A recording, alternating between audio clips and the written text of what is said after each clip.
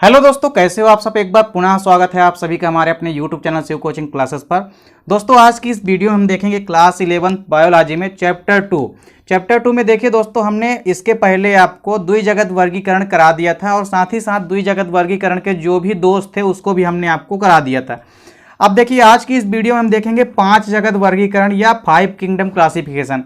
देखिए 5 जगत वर्गीकरण या 5 किंगडम क्लासिफिकेशन क्या होता है।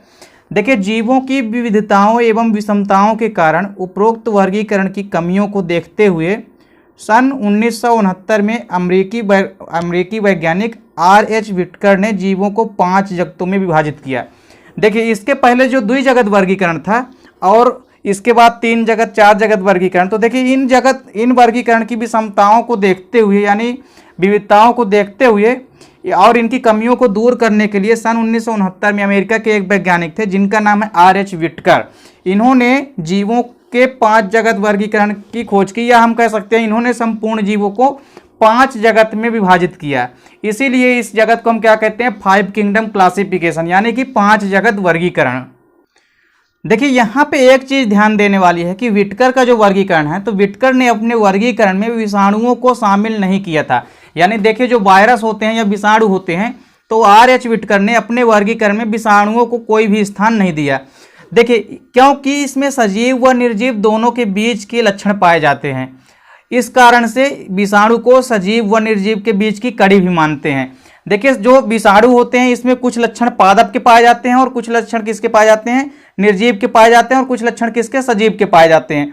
तो देखिए सजीव व निर्जीव दोनों के लक्षण पाए जाते हैं, इस कारण से इन्होंने विषाणुओं को अपने वर्गीकरण में कोई भी स्थान नहीं दिया और इसी कारण से विषाणु को सजीव व निर्जीव के बीच की कड़ी कहते हैं, यानी बीच की इनकी कनेक्टिंग लिंक कहते हैं। अब देखिए जो R.H. विटकर का वर्गीकरण है, उन्होंने संपूर्ण जीवधारियों को 5 जगत में विभाजित किया। देखिए पहला जगत है जगत मोनेरा या किंगडम मोनेरा। इसके बाद देखिए दूसरा जगत कौन सा उन्होंने वर्गीकृत किया, जगत प्रोटिस्टा। इसके बाद देखिए तीसरा जगत कौन सा है, जगत प्लांटी या किंगडम प्लांटी। चौथा जगत कौन सा है, जगत कवक यानी किंगडम फंगाई। ठीक है, इसके बाद देखिए लास्ट जगत कौन सा है, जगत एनिमिलिया। अब चलिए एक एक करके यहाँ पे हम जो 5 जगत वर्गीकरण है उसके बारे में डिटेल से देखते हैं। तो देखिए सबसे पहले जो है हमारा वो है जगत मोनेरा यानी किंगडम मोनेरा। तो देखिए जगत मोनेरा की यदि हम बात करें तो इस जगत को प्रोकैरियोट्स का जगत भी कहते हैं। देखिए इसको हम प्रोकैरियोट्स का जगत भी क्यों कहते हैं, क्योंकि इसके अंतर्गत सभी जीवों में स्पष्ट केंद्रक का अभाव होता है। देखिए इसके अंतर्गत आने वाले जितने भी जीव होते हैं जगत मोनेरा के अंतर्गत, इनमें स्पष्ट केंद्रक का अभाव होता है, इसी कारण से इसको हम प्रोकैरियोट्स का जगत भी कहते हैं। तो आपको समझ में आ गए जगत मोनेरा के जो जीव होते हैं ये सबसे पहली बात तो एक कोष की होते हैं, और एक कोष की कैसे होते हैं, एक कोष की प्रोकैरियोट्स होते हैं यानी प्रोकैरियोटिक होते हैं।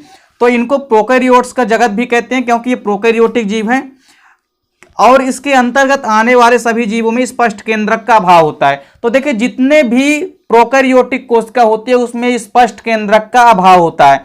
तो यहाँ पे हम समझ सकते हैं कि जो जगत मोनेरा है बेसिकली इसमें एक कोष की जीवों को शामिल किया गया है और एक कोष की प्रोकैरियोट्स को शामिल किया गया है, क्योंकि इसके अंतर्गत सभी जीव जो आते हैं उनमें स्पष्ट केंद्रक का अभाव होता है। देखिए इसके अंतर्गत कई सारे जीवों को रखा गया, जैसे बैक्टीरिया या जीवाणुओं को रखा गया है जगत मोनेरा के अंतर्गत। इसके अलावा जो नील हरित शैवाल जिसको कि हम ब्लू ग्रीन एल्गी कहते हैं, तथा साथ ही साथ साइनोबैक्टीरिया और माइकोप्लाज्मा, इनको भी जगत मोनेरा के अंतर्गत रखा गया है। किनको किनको रखा गया है, जैसे जीवाणुओं को, नील हरित शैवालों को और साइनोबैक्टीरिया तथा माइकोप्लाज्मा को, इनको जगत मोनेरा या किंगडम मोनेरा के अंतर्गत रखा गया है। चलिए अब इसके बाद हमारा जो दूसरा जगत है वो है जगत प्रोटिस्टा यानी किंगडम प्रोटिस्टा। तो देखिए जगत प्रोटिस्टा की यदि हम बात करें तो इस जगत को एक कोष की यूकैरियोट्स का जगत भी कहते हैं। अब देखिए एक कोष की यूकैरियोट्स का जगत क्यों कहते हैं, क्योंकि इसके अंतर्गत आने वाले सभी जीव, देखिए क्योंकि इस जगत के अंदर आने वाले सभी जीव केंद्रक युक्त एक कोष की होते हैं। देखिए जगत प्रोटिस्टा में क्या होते हैं, जितने भी जीव आते हैं, पहली बात तो ये एक कोष की होते हैं यानी यूनिसेलुलर होते हैं, और दूसरी बात कि ये सभी के सभी यूकैरियोट्स होते हैं यानी यूकैरियोटिक कोशिकाओं से निर्मित होते हैं। और यूकैरियोटिक कोशिकाओं की विशेषता क्या होती है कि इसमें स्पष्ट केंद्रक युक्त होते हैं, यानी इनमें स्पष्ट केंद्रक जो है पाया जाता है। और देखिए इस जगत के अंतर्गत कई सारे जीवों को शामिल किया गया है, जैसे शैवाल या एल्गियों को शामिल किया गया है। इसके अलावा कुछ कवकों को भी शामिल किया गया है तथा जो प्रोटोजोअन्स होते हैं, छोटे छोटे जीव होते हैं, उनको भी जगत प्रोटिस्टा के अंतर्गत शामिल किया गया है। चलिए अब तीसरा जगत है जगत प्लांटी या किंगडम प्लांटी। देखिए इस जगत को हम बहुकोशिकीय उत्पादकों का जगत भी कहते हैं, यानी उत्पादकों को, यानी प्रोड्यूसर्स का जगत भी कहते हैं। इनको क्यों कहते हैं? क्योंकि इसके अंतर्गत सभी हरे पौधे बेसिकली आते हैं। देखिए इस जगत को बहुकोशिकीय उत्पादकों का जगत भी कहते हैं, क्योंकि इसके अंतर्गत आने वाले सभी जीव कैसे होते हैं? बहुकोशिकीय होते हैं, यानी मल्टीसेलुलर होते हैं। इसके अंतर्गत आने वाले सभी जीव कैसे होते हैं? बहुकोशिकीय उत्पादकों का जगत भी कहते हैं, क्योंकि ये इसके अंतर्गत बहुकोशिकीय जीव आते हैं। देखिए इस जगत के सभी सदस्य केंद्रक युक्त होते हैं। जगत प्लांटी के अंतर्गत जितने भी सदस्य आते हैं ये सभी के सभी क्या होते हैं? स्पष्ट केंद्रक युक्त होते हैं और साथ ही साथ स्वपोषित होते हैं, यानी ये ऑटोट्रॉपिक होते हैं, अर्थात प्रकाश संश्लेषण की क्रिया द्वारा ये अपना भोजन यानी फूड का फॉर्मेशन जो है स्वयं के द्वारा कर सकते हैं। तो इसके अंतर्गत सभी जो जीव आते हैं वो कैसे होते हैं? स्वपोषित होते हैं।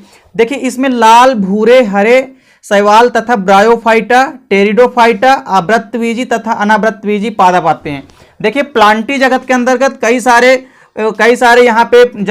सारे यहाँ पे पादपों को रखा गया है। जैसे देखिए जो लाल भूरे शैवाल होते हैं, इसके अलावा जो हरे शैवाल हैं, साथ ही साथ जो ब्रायोफाइटा होते हैं जिसको कि हम पादप जगत का उभयचर भी कहते हैं, इसके अलावा टेरिडोफाइटा तथा आवृतबीजी यानी एंजियोस्पर्म और जो अनावृतबीजी यानी जिम्नोस्पर्म पादप हैं, इनको शामिल किया गया है। किसके अंतर्गत?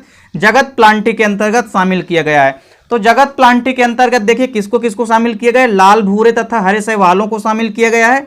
ब्रायोफाइटा, टेरिडोफाइटा तथा आवृतबीजी व अनावृतबीजी सभी प्रकार के पादपों को प्लांटी जगत के अंतर्गत इन्होंने शामिल किया है। चलिए अब हमारा है चौथा जगत या जगत कवक, इसको हम बोलते हैं। ठीक है, तो जगत कवक या किंगडम फंगाई।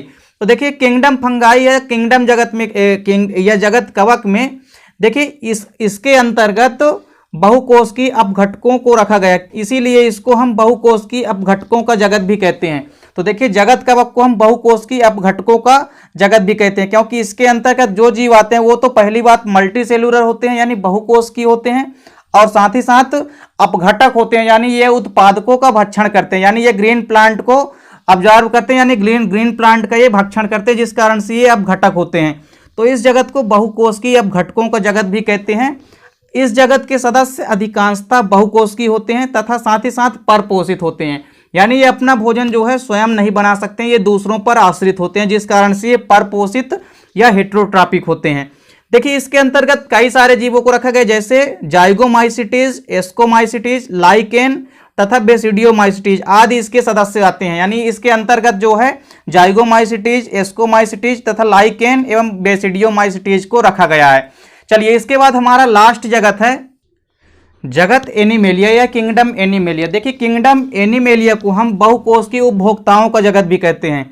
जो किंगडम एनिमेलिया है इसको बहुकोशिकीय उपभोक्ताओं का जगत भी कहते हैं, क्योंकि इसके अंतर्गत जितने भी जीव आते हैं सभी के सभी मल्टी सेलुलर होते हैं, यानी बहुकोशिकीय जीव होते हैं, तथा साथ ही साथ ये उपभोक्ता होते हैं, यानी कंज्यूमर्स होते हैं। अब इसके बाद देखिए क्या होता है, यहाँ पे जो उपभोक्ताएं हैं इसी कारण से इनको क्या कहा जाता है? उपभोक्ताओं का जगत भी कहते हैं। देखिए इस जगत के जितने भी सदस्य हैं, पहली बात तो वो क्या होते हैं? मल्टी सेलुलर होते हैं, यानी बहुकोशिकीय होते हैं, तथा साथ ही साथ ये सभी के सभी यूकैरियोटिक जीव होते हैं, यानी इनमें स्पष्ट केंद्रक जो है पाया जाता है। इस जगत के सभी सदस्य जो हैं रूप, संरचना एवं जनन में विविधता प्रदर्शित करते हैं, यानी देखिए जितने भी जीव हैं उनमें जो जनन होता है तथा बाह्य आकार की या रूप जो होता है तथा इनकी स्ट्रक्चर या संरचना जो होती है उनमें विविधताएं देखने को मिलती है, यानी अलग अलग संरचना ये प्रदर्शित करते हैं। इसके अंतर्गत जंतुओं जैसे sponge, Mollusca, arthropoda, annelids, echinoderm तथा कार्डेट्स आदि को शामिल किया गया। यानी देखिए जितने भी एनिमेलिया हैं इसके अंतर्गत कई सारे जगत या हम कह सकते हैं कई सारे जगत के जो कई सारे फाइलम या संघ हैं उनको यहाँ पे शामिल किया गया, जैसे sponge, Mollusca, arthropoda, annelids, echinoderm तथा कार्डेट्स आदि को शामिल किया गया है। तो देखिए यहाँ पे जो R.H. विक्टर का वर्गीकरण है, इन्होंने संपूर्ण जीवधारियों को 5 जगत में विभाजित किया। अब इस जगत की कुछ गुण तथा कुछ दोष भी हैं जिसको कि हम नेक्स्ट वीडियो में देखेंगे। उम्मीद करता हूँ दोस्तों वीडियो पसंद आई होगी। दोस्तों वीडियो यदि अच्छी लगे तो लाइक और कमेंट कीजिए, साथ ही साथ दोस्तों के बीच शेयर कीजिए। और पांच जगत जो वर्गीकरण है दोस्तों ये पेपर में अक्सर पूछा जाता है, बार बार रिपीट होता है, तो इस क्वेश्चन को आप अच्छे से तैयार कीजिए। उम्मीद करता हूँ वीडियो पसंद आई होगी। मिलते हैं दोस्तों नेक्स्ट वीडियो में, तब तक के लिए जय हिंद, वंदे मातरम।